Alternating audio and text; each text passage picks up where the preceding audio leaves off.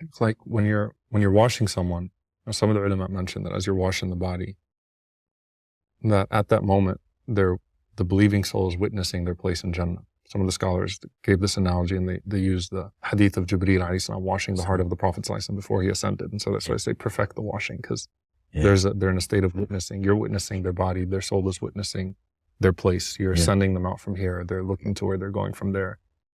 When you're washing a believer, don't you just feel like this person knows right now that this was worth it? Like all those sacrifices, all those years of submission, all those years of sitting out the haram in this world and focusing on the akhirah, all those years of being different, qareeb, strange, that was worth it. Don't you just feel it when you're washing? Of course. The whole room feels it. There's this feeling, you can't explain it, Sheikh. It's like everything flows. The wash is so easy. The water runs off. It's like at the end, you don't even need to dry him. It's like he's telling me, ajil, ajil. Yeah. And everything, picking him up off the table, you don't even need two people. It becomes so easy. When we kaffin, and another thing, subhanAllah, I always cut my kaffin to perfection. I don't take shortcuts. Because I remember the hadith of the Prophet ﷺ said, cut your kaffin, kaffinu in the best of kaffin. Right. Because if I see a blotch on there, I cut it out, I move it. Because I think to myself, when I'm kaffining that person tightly and nicely and in a way that will be presented on the barzakh, he's going to visit. So what better way to visit than presented in a beautiful way? They may say, who gave you this beautiful shrouding? And people tell me, but brother, you overdo it with the shrouding, like you go perfect. I said, I'm not, it'll be me one day. I want the same done. The way the knots are tied, the way the hands are placed, I make sure everything is right, subhanAllah. And by the way, there's so many narrations of people thanking the one who did their ghusl, the one who did their kafan. So many narrations from the ulama in this regard. Have you ever seen a dream of being buried? See a lot. I don't know these people. In the summertime, have that kailula at 4 o'clock in the afternoon. It's long days. It gets dark at 8:30. You come back from the cemeteries about 3 o'clock, 3:30. Long hot days. You have a bit of a kailula before asr, and they come to me. And they thank me. I've seen it many times. I don't know these people. The only image I've got them is I've watched them. Or I've seen their identification when I'm filling up their forms. I've seen their passport, their license. This is widely narrated from the scholars. They come to me, they thank me. And I wake up and I think, Allahu Akbar, was this real? SubhanAllah, a lot of times, Shaykh, is especially the ones who are pure in their life, who live the life of always being in a state of wudu, praying, cleansing themselves, because al-iman is nadafah, right? The body is a jifa, and the body, what you've eaten comes out. And some of these people, subhanAllah, medications, the bowels loosen, constipation from medicines, whatever. I have to make sure they are cleansed to the T, meaning you massage the stomach. I massage it so much that my wrist almost falls off sometimes because it starts to hurt, massaging it gently until every single impurity is removed. Because my biggest fear, and it's happened, and I learned it the hard way, is when you have that body sitting there and you lift him and you're in the grave and they're passing him over to you and you see the bottom of him in white shroud and the impurity has come out. I want to keep myself in that grave and not come out, because I feel like I've just shorted them, even though it wasn't in my control. So I make sure it's done perfect. That's one of the most humbling things, subhanAllah. You see someone who is very strong, powerful, how vulnerable you are on that table. When the ghusl is being done for you, like you can't even clean your bowels. No. And I know when it gets done, you can see the close family members in there just turn and humble themselves. Everyone humbles themselves because, this is a thing you do for all your life yourself. And one day someone's going to have to do it for you. Yeah. And I think to myself, Allah samahna if I ever do anything wrong, and Allah have mercy on us. But I try to do it, that I make sure our deceased is to the T, pure, because I find once you've cleansed all that, they feel like a load's come off them. You feel they ease up, the body eases. It's like, please now wash me, I'm pure and clean again, the way I was when I was alive. Sheikh Ahmed, when you're in the grave, have you ever seen anything felt anything in a grave? Sheikh, we've witnessed beautiful smells come out of graves. People have smelt it. A lot of times I don't say anything. People notice, because there are people that think like me or think even more than me. Yeah. We've had smells, and I'll ask the boys later, boys, did you like throw extra atar in there or something? Like, no, man, we used what we do. You'll smell the beautiful sweet smell. I remember two sisters, 92, 93 years old, died a day apart, buried 2 years ago. I buried both of them because the family was an extended family and they weren't really very Islamically driven and didn't know they were more, culturally. So they don't jump in graves, they don't do none of that. So I had the honor of burying both sisters next to each other. And subhanAllah, the family delayed this funeral by 2 days because, there was that culture. I want to get everyone together and all this. Yeah. But one old man came there and he wasn't related to the family, but he knew the two ladies. He said they used to hold on to their deen so much, but they couldn't control what the family was doing. When we had the coffins, and Allah, I remember, she basically wanted to jump out of the coffin and get into the grave. She came straight on her side, facing Qibla on her right side. Allah.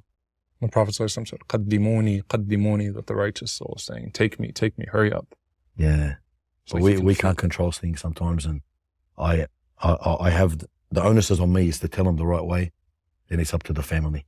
Yeah. But these two sisters, I'll never forget the smells that came out of those graves. And they are the first two sisters buried in that new section that was still being used now. And I always, when I'm there, I always go back there and I have a look at the two graves again. I think, is the smell still there? The smell's still there. What about the opposition? Look, when I was a grave digger, 15 years I was a grave digger. And I used to dig, wait for the body to come. So it'd be an hour and a half away. So I'd go back to my truck, I'd sit there, I'd have my lunch.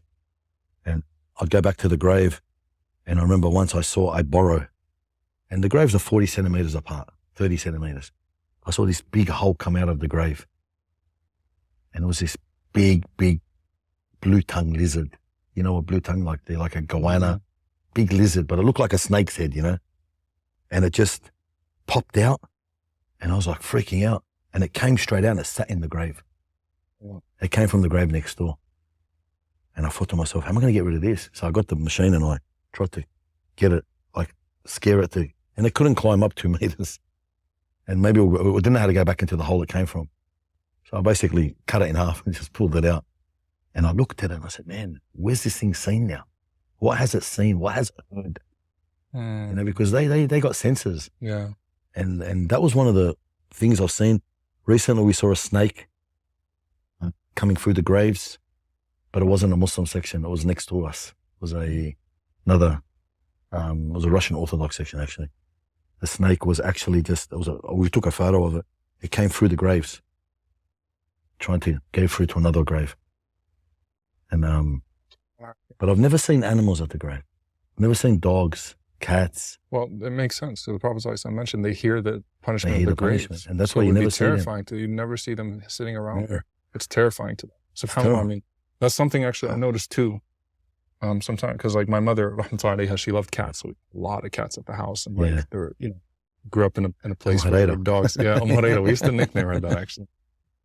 She'd just go outside and start playing with cats, like stray cats, and then they'd become like members of the household within a week or two. SubhanAllah. So, but I noticed when I'd go to the graveyard, and we had a lot of dogs around where we lived, but none of them were anywhere near the graves. None of them. They would stay away, and that's when the Prophet ﷺ talks about these things hear the punishment of the grave. Allah has spared you.